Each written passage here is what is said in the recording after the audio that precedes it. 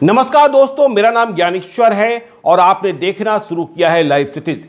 देखिए, मैं फिर से कह रहा हूं, सुनिएगा, मैं फिर से कह रहा हूं, स्पष्ट कर रहा हूं।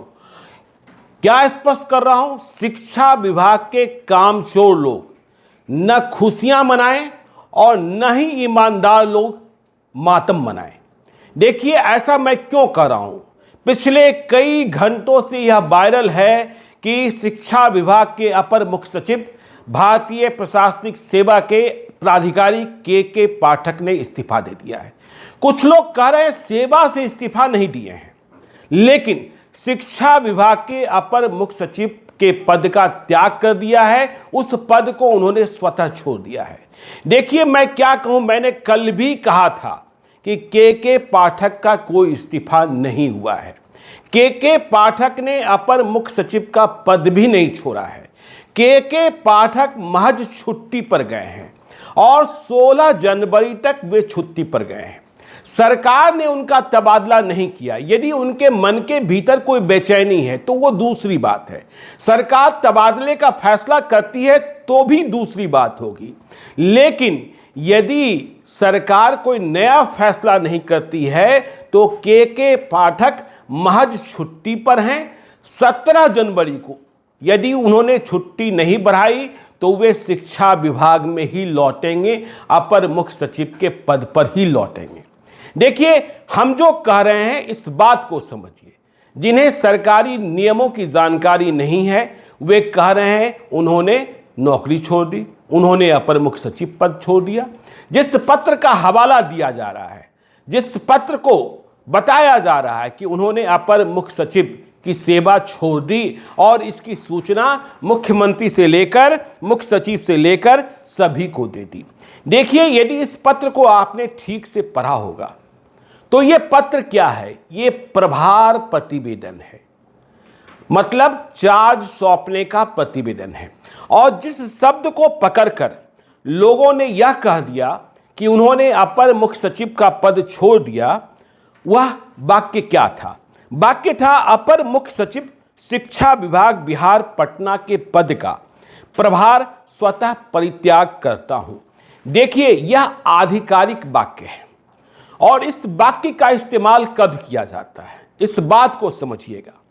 जो कोई भी आईएएस प्राधिकारी होते हैं, आईपीएस प्राधिकारी होते हैं, बीपीएससी के प्राधिकारी होते हैं, जो सरकार में वरिष्ठ पदों पर हैं, वे सेवा संहिता के तहत काम करते हैं, सर्विस कोड के तहत।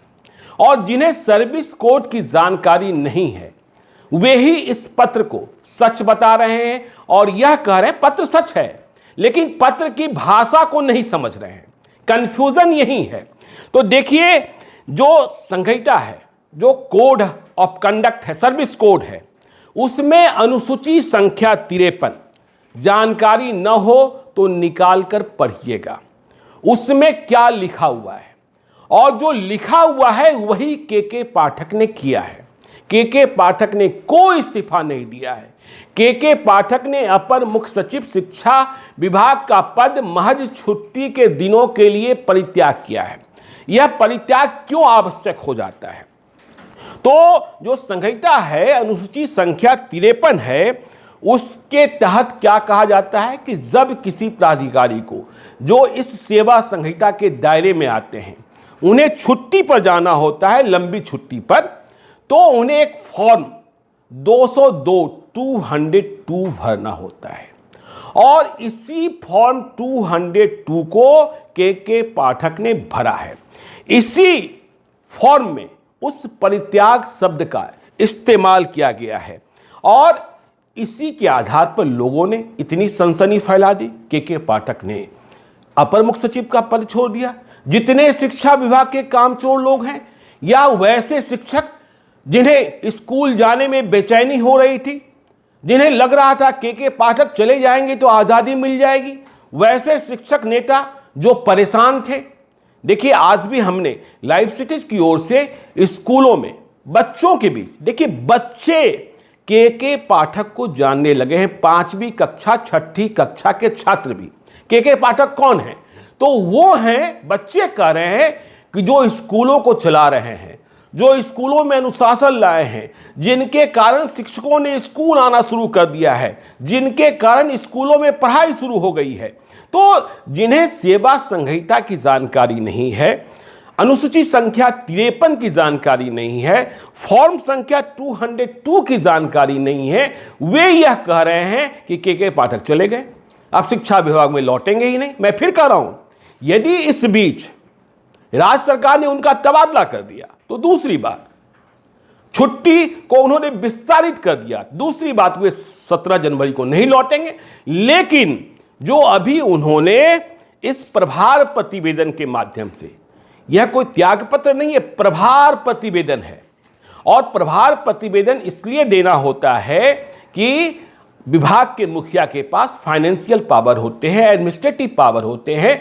जब तक वे परित्याग नहीं करेंगे छुट्टी के दिनों के लिए, तब तक कैसे किसी दूसरे प्राधिकारी को उनकी जिम्मेदारी सौंपी जाएगी। इसीलिए जब के पाठक ने अपने प्रभार का परित्याग किया तो सामान्य प्रशासन विभाग ने एक दूसरी अधिसूचना जारी की, जिसमें बैद्यनाथ यादव को शिक्षा विभाग में जो सचिव हैं उन्हें अधिकार दिया गया, उन्हें शक्ति दी गई। तो देखिए, यह विवाद पहले भी उठा है, और यह विवाद पहले कैसे उठा था, मैं भी तब कंफ्यूज हो गया था।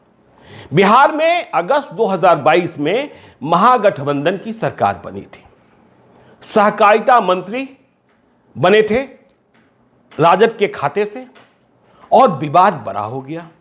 विवाद क्या हो गया कि सहकारिता मंत्री को उनके विभाग की सचिव वंदना प्रेयसी फूलों का गुलदस्ता सौंपने नहीं गई थी, स्वागत करने को नहीं आई थी। यह विवाद चल ही रहा था, तभी वंदना प्रेयसी छुट्टी पर चली गई, विदेश चली गई। और ठीक वैसे ही जैसे के पाठक ने पद का परित्याग किया छुट्टी के दिनों के लिए, वैसे ही वंदना प्रेयसी ने भी पद का परित्याग किया था, और चिट्ठी में तारीख उल्लिखित नहीं था। तो वह चिट्ठी वायरल हो गई और कहा जाने लगा कि वंदना प्रेयसी ने नौकरी छोड़ दी, मंत्री से अनबन हो गई थी, मंत्री से झगड़ा हो गया था, और इसके बाद वंदना प्रेयसी ने आईएएस की नौकरी का त्याग कर दिया। बाबेला इतना बढ़ गया।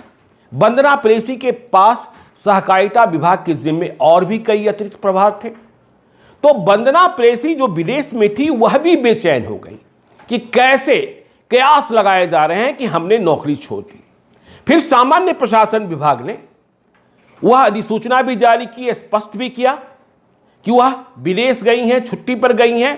तो फिर से हम कह रहे हैं, कामचोर लोग खुशियां मत बनाइए। देखिए, हमने जब कल वीडियो किया था तब भी हमने कमेंट बॉक्स में देखा कि बहुत सारे लोग, बड़ी संख्या में लोग ऐसे हैं जो ये कह रहे हैं कि के पाठक अभी बिहार की जरूरत है। बिहार में शिक्षा किस बदहाल स्थिति में पहुंच गई थी, यह भी सभी को पता है। स्कूलों में पढ़ाई होती थी कि नहीं होती थी, कॉलेजों में क्या होता था, सिर्फ दाखिले हो जाते थे और बाकी काम तो आपको पता ही है। देखिए, जब के पाठक को शिक्षा विभाग में तैनात किया गया था तो बिहार के वरिष्ठ पत्रकार सुरेंद्र किशोर ने यह टिप्पणी सोशल मीडिया पर की थी कि नीतीश कुमार का यह फैसला काबिले तारीफ है और बिहार को के पाठक जैसे कम से कम 40 आईएएस प्राधिकारियों की जरूरत है। देखिए, के पाठक के बारे में हमने कल भी कहा था, वे गुस्सा बहुत करते हैं, वे अपने मन का निर्णय करते हैं, वे किसी की सुनते नहीं हैं और कभी कभी निर्णय में इस कदर आगे बढ़ जाते हैं कि सरकार को परेशानी हो जाती है। जैसे छुट्टियों को लेकर जो विवाद हुआ, स्कूल की टाइमिंग को लेकर जो विवाद हुआ, वेतन रोकने और पेंशन रोकने को लेकर जो विवाद हुआ, और के पाठक बात बात में लीगल नोटिस कई जनप्रतिनिधियों को उन्होंने भेज दिया। जनप्रतिनिधि कह रहे हैं वे बोलेंगे कैसे नहीं, और बोलने पर लीगल नोटिस। तो के पाठक ने इस्तीफा नहीं दिया है, अपर मुख्य सचिव का पद नहीं छोड़ा है, 16 जनवरी तक वे छुट्टी पर हैं और इस बीच सरकार ने उनका ट्रांसफर नहीं किया। या फिर देखिए, हम यह भी स्पष्ट करना चाहते हैं, के पाठक ने कोई ट्रांसफर नहीं मांगा है। यदि वे गुस्से में भी हैं तो मांगा नहीं है। ये खबरें चलती रहती है अंदर खाने में कि उन्हें सरकार के दूसरे वरिष्ठ प्राधिकारियों ने समझाया है कि आप थोड़ा गुस्सा कम कीजिए। हां, के पाठक की गैर मौजूदगी खलेगी 13 जनवरी को पटना में गांधी मैदान में, जब नियुक्ति पत्र बांटे जाएंगे और के पाठक के नाम पर जो ताली बजी थी पिछली बार, उस ताली को सुनने के लिए के पाठक इस बार मौजूद नहीं होंगे। तो के पाठक आईएएस हैं, इस्तीफा नहीं दिए हैं, शिक्षा विभाग के अपर मुख्य सचिव से सिर्फ छुट्टी पर गए हैं। उन्होंने अपर मुख्य सचिव का पद इसलिए अभी परित्याग किया है क्योंकि दूसरे को यह जिम्मा दिया जा सके, और जब ये छुट्टी पर लौटेंगे तो यह जो प्रभार प्रतिवेदन है स्वतः गौण हो जाएगा और के पाठक अपने मूल पद पर बने रहेंगे। तो जो खबरें चल रही हैं उन खबरों पर भरोसा मत कीजिए। जो सरकारी नियम है, कायदा है, कानून है, वह आपको हमने बताया है। आप देखते रहिए लाइव सिटीज को। यदि अब तक आपने हमारे यूट्यूब चैनल लाइव सिटीज को सब्सक्राइब नहीं किया है तो जरूर कर लीजिएगा, और यदि इस वीडियो को फेसबुक पेज के माध्यम से देख रहे हैं तो पेज को लाइक कीजिएगा, ट्विटर पर भी हमें फॉलो कीजिए। धन्यवाद।